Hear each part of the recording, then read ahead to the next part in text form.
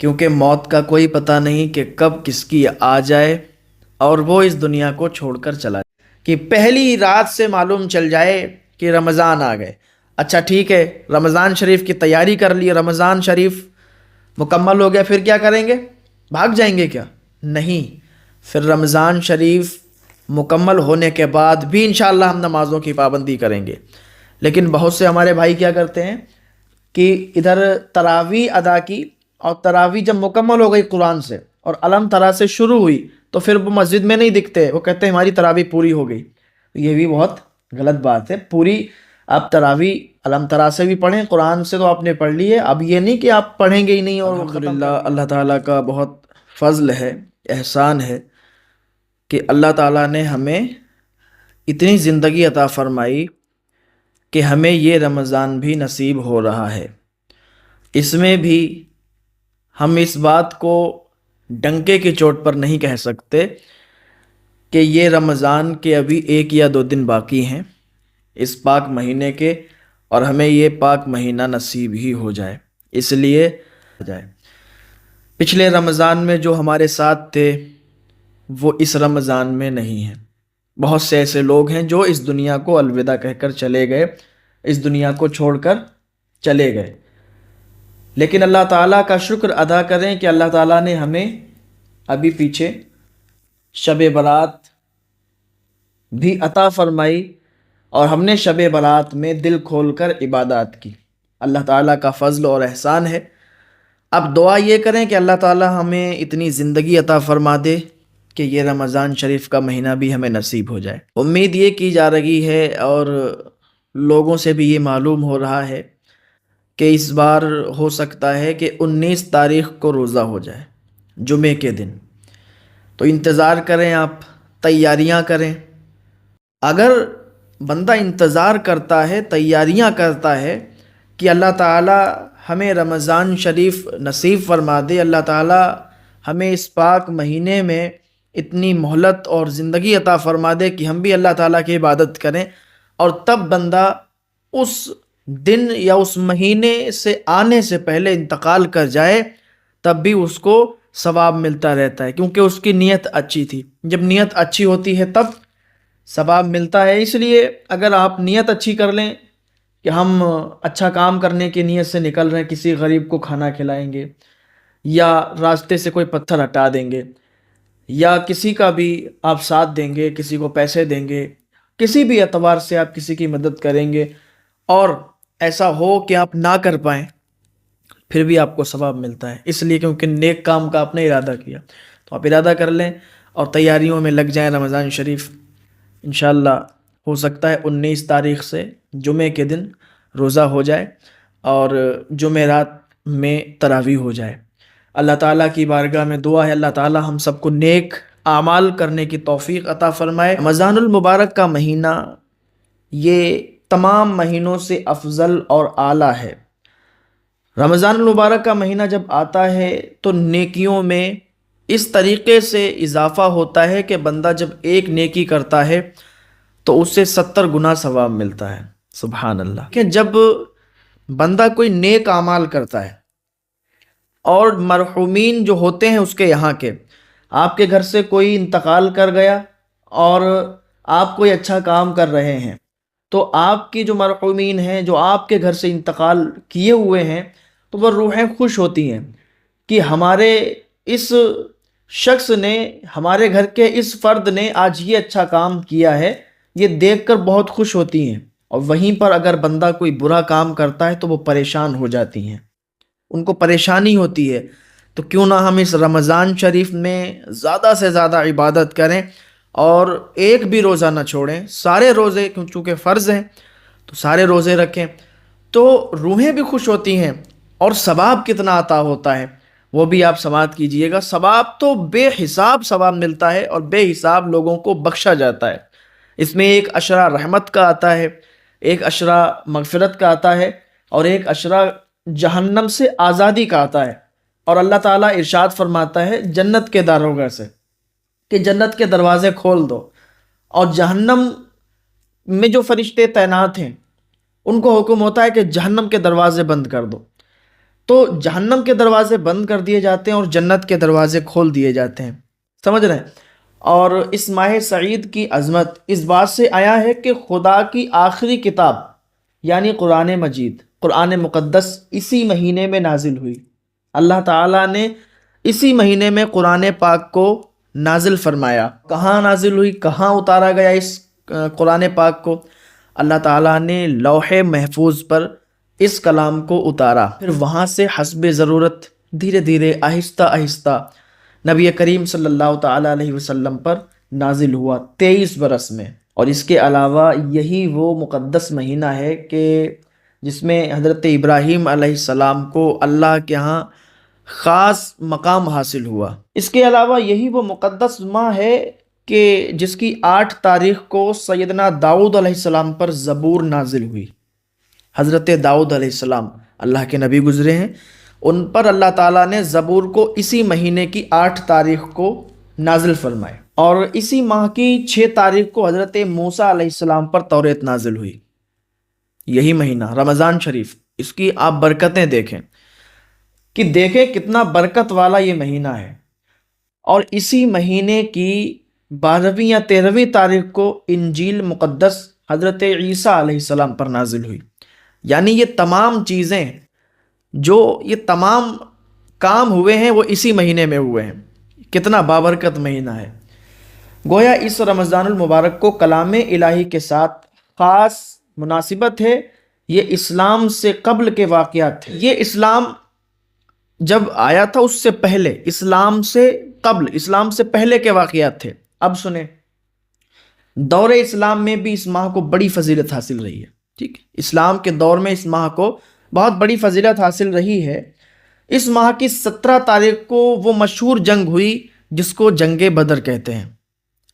جب ہم مکہ شریف سے مدینہ شریف کا سفر کرتے ہیں تو ہم جنگ بدر ہو کر نکلتے ہیں، اور جنگ بدر میں 313 صحابہ کرام تھے، اور 313 صحابہ کرام نے جنگ وہ فتح کی، اور کیسے اس میں اللہ تعالیٰ کی مدد اتری تھی، اللہ تعالیٰ کی مدد نازل ہوئی تھی۔ 1000 فرشتے نازل ہوئے تھے۔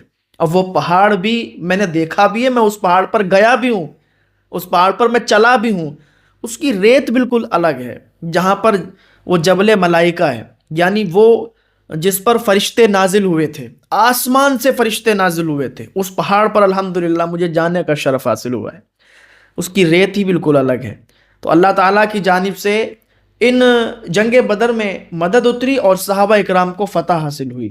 رمضان المبارک میں جبریل مکمل قرآن مجید حضور پاک صلی اللہ علیہ وسلم کو سناتے، اور بعض روایات میں ہے کہ سارا قرآن مجید حضور پاک صلی اللہ تعالیٰ علیہ وسلم خود جبریل کو سناتے، یہ اسی بابرکت مہینے میں رمضان شریف میں۔ اب دیکھیں کتنی پیاری بات آئی۔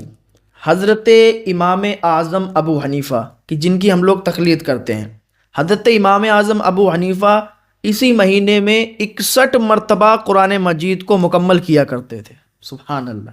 ہم لوگ آج قرآن شریف کھول کے نہیں دیکھ پاتے ہیں۔ قرآن شریف کھولنے کی تو بات دور ہے، پڑھنے کی بات آ جائے ایک پارہ مکمل نہیں کر پاتے، ایک پارہ نہیں پڑھ پاتے ہیں۔ بہت سے ایسے ہیں کہ جنہیں رمضان شریف میں بھی قرآن پڑھنے کی سعادت حاصل نہیں ہوتی ہے۔ بتائیں، ذرا درس عبرت حاصل کیا کریں کہ حضرت امام اعظم ابو حنیفہ 61 مرتبہ قرآن پاک کو مکمل کیا کرتے تھے رمضان شریف میں۔ انہیں دنیا سے مطلب نہیں ہوتا، جو اللہ والے ہوتے ہیں ان کے لیے پھر یہ کوئی بڑی بات بھی نہیں رہتی۔ کتنا بھی مشکل کام ہو ان کے لیے تو سب آسان ہوتا چلا جاتا ہے، الحمدللہ۔ تو حضرت امام شافعی اس ماہ میں 60 مرتبہ قرآن مجید کو مکمل کیا کرتے تھے۔ یہ حضرت امام شافعی ہیں۔ مسلک 4 ہیں، حضرت امام اعظم ابو حنیفہ جن کی ہم تقلید کرتے ہیں، حضرت امام شافعی وہ دوسرے، ان کا مسلک جو ہے شافعی مسلک ہے، تو 60 مرتبہ قرآن پاک کو مکمل کیا کرتے تھے۔ حضرت عمر رضی اللہ تعالیٰ عنہ سے مروی ہے کہ جب رمضان المبارک کا آغاز ہونے میں صرف 1 روز باقی رہ جاتا تو آپ لوگوں کو جمع کر کے ان کو خطبہ دیتے کہ اے لوگوں تیار ہو جاؤ، رمضان المبارک آ پہنچا ہے۔ جیسے ہم لوگ نماز پڑھتے ہیں مسجد میں، خطبہ ہوتا ہے، تقریر ہوتی ہے، تو امام صاحب کیا کہتے ہیں کہ بھائیو سب لوگ تیار رہو، رمضان شریف آنے والا ہے، رمضان کا مہینہ آنے والا ہے تو ہم اس کی تیاریوں میں لگ جائیں۔ بہت سے ایسے بھی لوگ ہوتے ہیں کہ جنہیں رمضان المبارک کا مہینہ ملتا ہے، پھر بھی وہ اللہ کی عبادت نہیں کرتے، اللہ کی عبادت کے قریب نہیں جاتے۔ یہ جو مہینہ مل رہا ہے، اس مہینے میں 30 روزے رکھنا اور ہر دن عبادت کرنا، 5 وقتہ نمازی بننا، اور نمازوں کے ساتھ ساتھ اور بھی اوراد و وظائف کرنا، انشاءاللہ تمہاری دنیا بھی سنورے گی اور تمہاری آخرت بھی سنورے گی۔ اپنے لباس پاکیزہ اور صاف پہنو، اس کی تعظیم اور توقیر کرو، کیونکہ اللہ کے نزدیک یہ نیکی سب سے بڑھ کر ہے۔ اچھے اعمال کرو، اس ماہ میں ایک کی 2 نیکیاں لکھی جاتی ہیں۔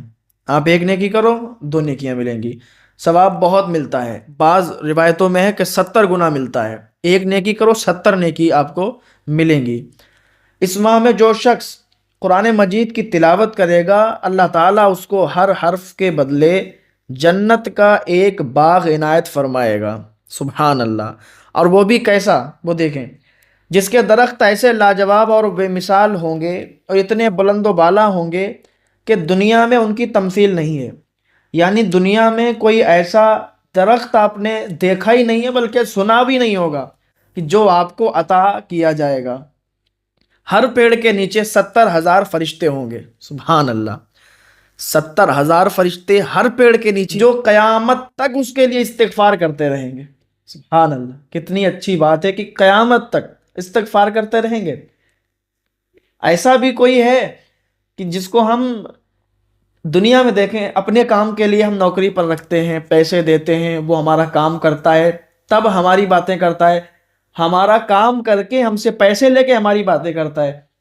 لیکن رمضان شریف میں آپ قرآن مجید کی تلاوت کرو، آیتیں پڑھو، سورتیں پڑھو، ہر حرف کے بدلے میں اللہ تعالیٰ آپ کو ایک باغ جنت میں عطا فرما رہا ہے، اور ایسا باغ جس کے ہر درخت کے نیچے 70,000 فرشتے آپ کو ملیں گے، جو قیامت تک آپ کے لیے بخشش کی دعائیں کرتے رہیں گے۔ سبحان اللہ، کیا بات ہے۔ اور حضرت اعمش سے مروی ہے کہ ایک رمضان دوسرے رمضان تک کے گناہوں کا کفارہ ہے۔ یعنی اس رمضان آپ نے عبادت کی، رمضان شریف کے روزے رکھے، تو اگلے رمضان تک آپ کے گناہوں کا کفارہ ہو گیا۔ جس طرح ایک حج دوسرے حج، ایک جمعہ دوسرے جمعہ، اور ایک نماز دوسری نماز تک کے گناہوں کا کفارہ ہے۔ حضرت ابو مسعود سے روایت ہے کہ جس نے رمضان کے روزے رکھے اور اس کے تمام احکام ادا کیے اور کسی اور فحش کام کا مرتکب نہیں ہوا، تو اس کے تمام کبیرہ اور صغیرہ گناہ معاف کر دیے جائیں گے۔ سبحان اللہ۔ اور تسبیح و تحلیل کے عوض اس کو جنت میں ایک مکان تعمیر کیا جائے گا، جو یاقوت کی پچکاری سے مزین ہوگا۔ اس کے درمیان ایک سرخ خیمہ یاقوت کا ہوگا۔ اس خیمے میں ایک حور ہوگی جس کے ہاتھوں میں سونے کے کنگن ہوں گے، جن کی چمک سے دنیا روشن ہو جائے گی۔ نیز رسول اللہ صلی اللہ تعالیٰ علیہ وسلم کا ارشاد ہے کہ جب شعبان کی آخری رات ہوتی ہے تو زمین اور آسمان کے ملائکہ امت کے مصائب یاد کر کے گریہ و زاری کرتے ہیں۔ آپ نے فرمایا کہ صدقہ اس مہینے میں قبول کیا جاتا ہے، دعا مستجاب ہوتی ہے، یعنی دعا کو قبولیت ملتی ہے، شرف قبولیت ملتی ہے، تو دعا قبول ہوتی ہے، گناہوں کی مغفرت کی جاتی ہے، نمازیں قبول ہوتی ہیں، نیکیاں دو چند کر دی جاتی ہیں، حوریں سنگار کر کے آواز دیتی ہیں کہ ہے کوئی جو ہم سے شادی کرے۔ داروغہ جنت رضوان سے پوچھتی ہیں کہ یہ رات کون سی ہے؟ وہ جواب دیتا ہے کہ یہ رمضان کی پہلی رات ہے۔ سبحان اللہ، اتنی تیاری کرو رمضان شریف کی کہ پہلی رات سے معلوم چل جائے کہ رمضان آ گئے۔ اچھا ٹھیک ہے، رمضان شریف کی تیاری کر لی، رمضان شریف مکمل ہو گیا، پھر کیا کریں گے؟